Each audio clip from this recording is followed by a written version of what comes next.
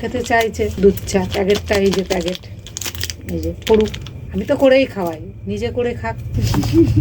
জল বসা। ও ওইটুক তার নিয়ে আয়, আর দুটো নিয়ে কাল আমি তো তোমাকে বললাম আর একটা হলেই হবে, একটা নিয়ে আয়। এবার এটা গোলাপো জলে না এটা জল বসা, চায়ের জল বসাতে হবে তো। এতে কি করতে ঢাল? এটা থাক নিচে, ওখানে রাখ কাপটা।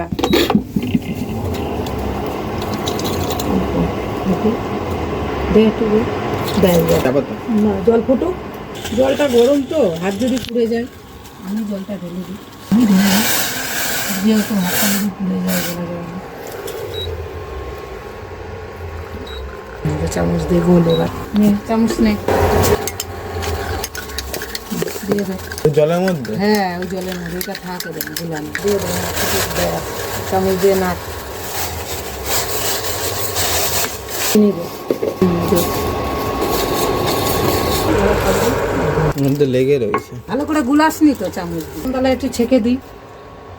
চাটা ভালোই হয়েছে, জল শুকিয়ে একটুখানি হয়ে গেছে, ঠিক আছে। ছোট মানুষ, ও মাই কেটটুকানি হলো। এটুকুনি খা।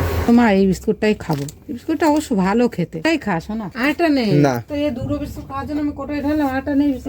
আমি এইটুকানি চা আবার কটটুক খাবো। মুড়িগুলো নরম হয়ে যাবে বলে খুব শক্ত করে করে, ইচ্ছা আমি খাই না তো ভালো, তাই চাল ভাজা মুড়িটাই খাই।